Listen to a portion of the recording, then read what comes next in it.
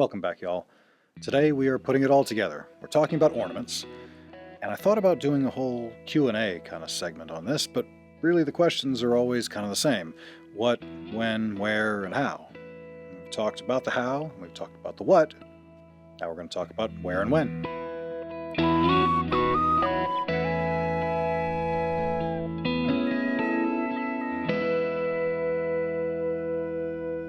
Hopefully you're feeling comfortable with the melodies that we've done so far, the tunes that we've covered in the previous lessons, because we're going to use those as our example, our test bed for some of these ornaments. And I'm going to go through each of the tunes that we've played, and we're going to go in reverse order. We'll start with the real, Mountain Road, because it's very by the book, let's say.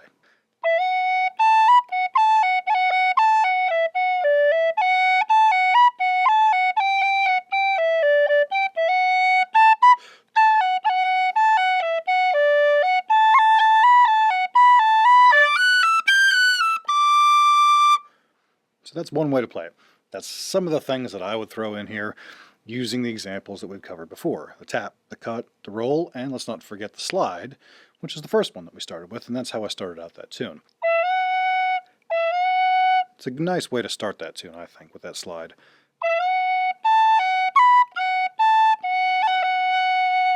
Followed by two other ornaments. We've got the cut on the B, so in this case we're transitioning from that bouncy part, the F sharp A, F sharp B. So just accenting that B.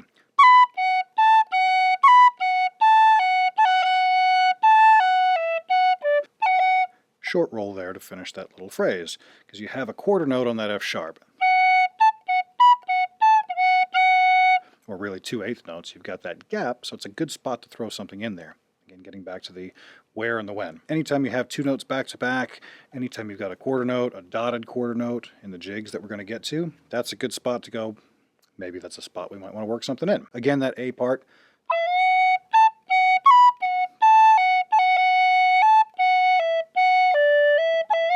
Sliding back into it again.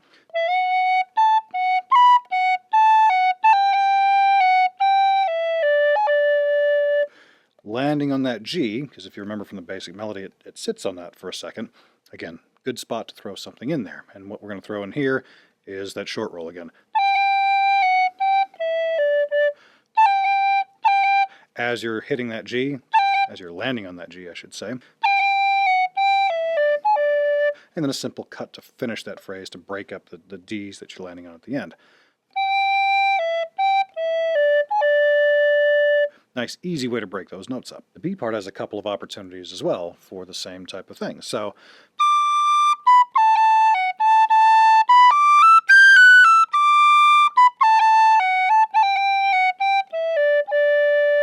that ending phrase is exactly the same.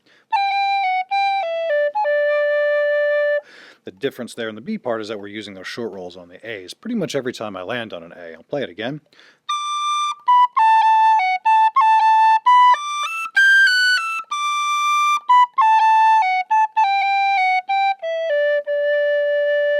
So landing on that A every time.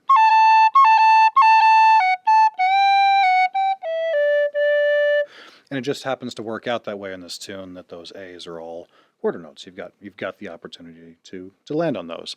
You can separate those high D's.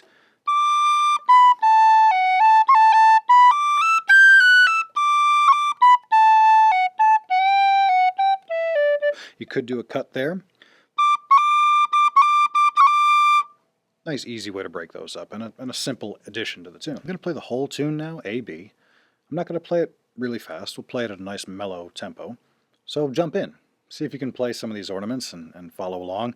I'm not going to play it exactly the way that I did when I was just breaking it down, mostly because I like mixing it up. That's kind of the fun part, but let's see what we can do.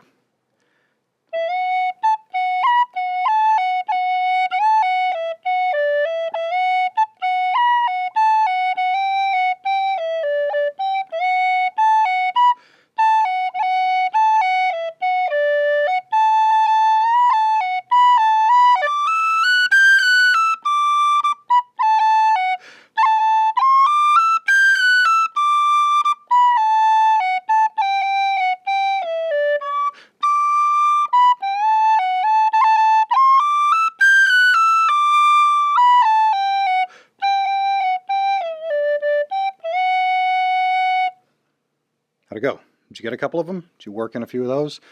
Try that. Homework for all of these is going to be try and mix in some of these ornaments. A part, B part. Start trying it. Really, it's just a matter of trial and error and see what works and what doesn't.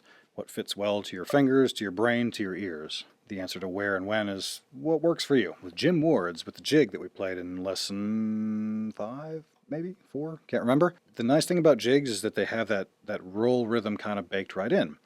So as you start putting these rolls into this tune, the tune itself is going to start to sound a lot more like, hopefully, what you're going for, because that's going to give it that jig sound.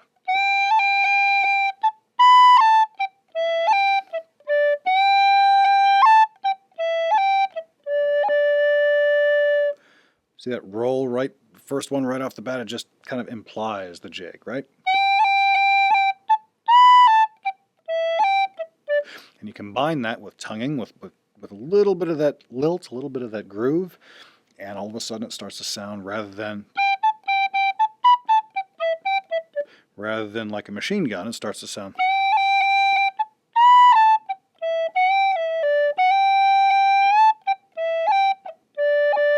with just the addition of a couple of rolls, a couple of cuts. So the first one, the roll, again, I mentioned straight off the bat, followed by an extra cut. That's how I like to do that because there's really 4 G's in a row.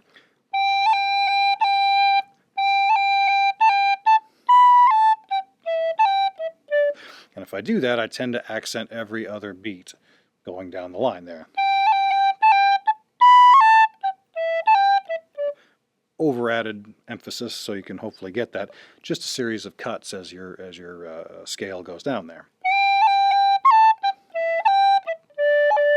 Same thing there, just a roll to start off, and then a couple of simple cuts, and then we return again back to the roll for the second half of the A part.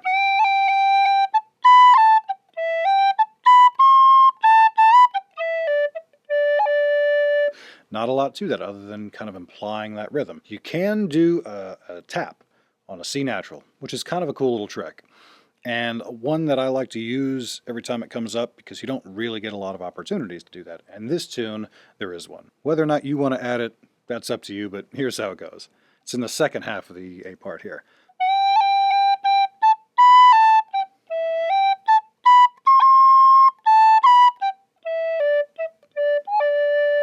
Did you catch it? You tap with the top finger here. So it's kind of one of those little stupid whistle tricks that doesn't come up too often, but is kind of fun. It has a nice little popping effect, as long as you get it quickly. Because if you don't, it's very jarring. You can do the same thing on the start of the B part.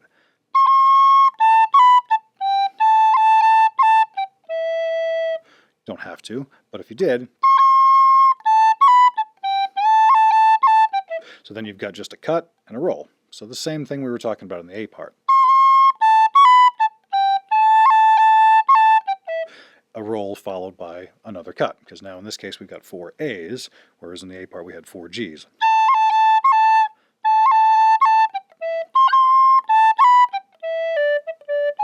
That phrase ends the same as it does in the A part.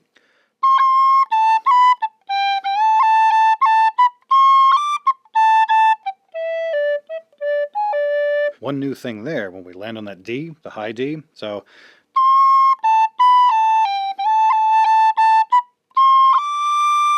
as we land, I'm popping this top finger here off on the right hand, bottom hand. As we do that, you're kind of giving it that C natural sound, and it's got this nice little bubbly kind of effect. So it's the same movement that we've been doing before with the taps, with the cuts. All these things boil down to the same thing. And then back down the scale to finish the A part. Now when you're practicing this tune, be conscious of that jig rhythm. That's the most important thing with this one in particular, because it's got some nice spots for those rolls that'll sort of force you into that sound as you start playing it. But keep that in mind, because you can use tonguing and you can use those other ornaments to really carry on that sound. That's a super important part, particularly with jigs. Here's Jim Ward's all the way through, and feel free to dive in.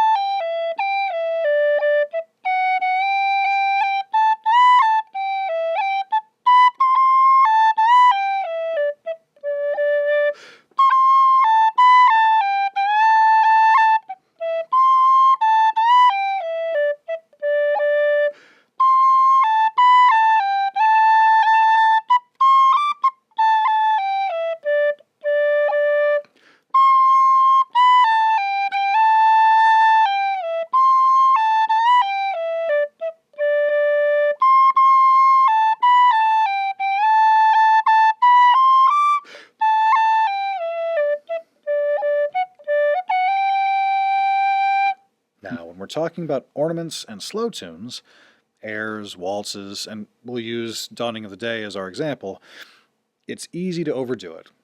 So keep that in mind when you're playing these tunes. Here's how I would start it off.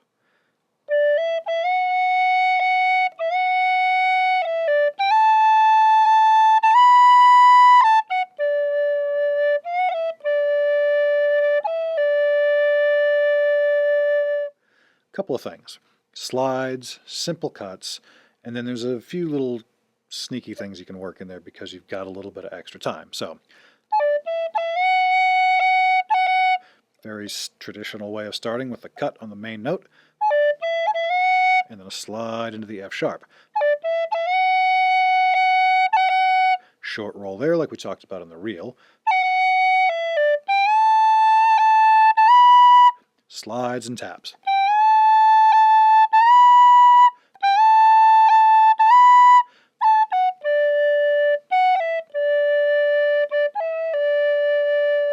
Now the sneaky thing there is as you're transitioning from an F sharp to an E, here's how I like to think of it. This finger lands on the whistle so hard, it knocks this finger off like an earthquake and back down. So as you hit it, that's how I do it. So here's what it sounds like.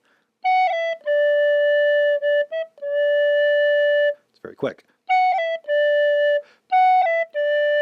In slow motion. So as you're going from one note to the next, just imagine that little earthquake, and it's just enough to knock you off your feet. Where it's very subtle, and it's just a nice, quick sort of popping effect, the same as you would get with a cut, but it's a little bit faster, I think, if you play it that way.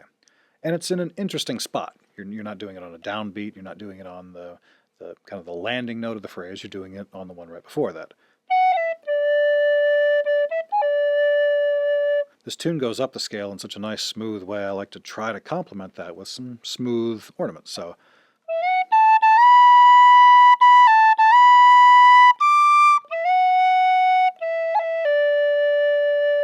slides kind of all the way up. Just a cut.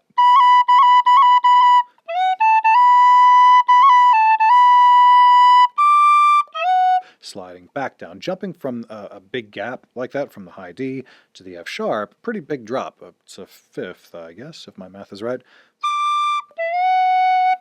It's kind of nice to accent that with giving it sort of a soft landing spot. That's how I think of that. So same phrase going back up.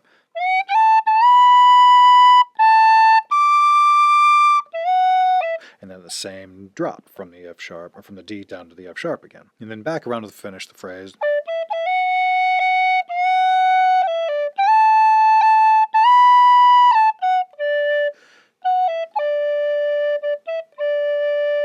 Okay, bonus stupid whistle trick ornament. Same thing that we just did going from the F sharp to the E. We can do going from the B to the A. Same sort of transition, same sort of earthquake kind of feel. As you go from the B to the A finger pops the B finger off and makes it fall over. So,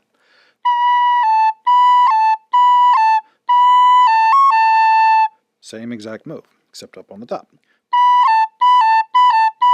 Can you hear how bitey that ornament is? Because it's nice and quick. Just a cool little trick. So let's run Dawning of the Day all the way through, see if you can work in some of these things.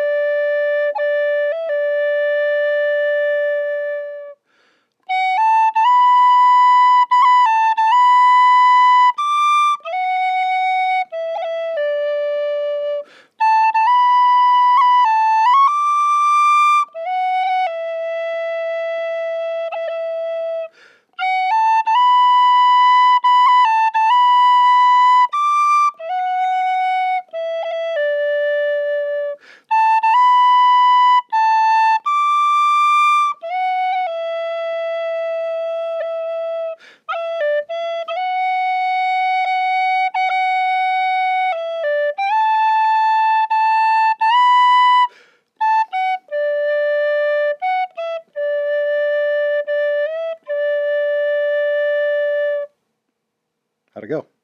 How'd you do? Try it? Did you work in some of those? Hopefully. Give it some time, give it some practice. That's really all this is. It's just trial and error and seeing what you can fit in and what sounds good to your ear and what doesn't. I spent a lot of time figuring that out and continue to make those, call it a mistake, call it learning experience, whatever it is, pretty much every time I pick this thing up and try it, because that's a good thing. That's how we figure stuff out, I think. So good luck with it. Let me know if we need to do an intermediate series. I don't know. Maybe we'll take a crack at that next time. See y'all. Cheers, guys.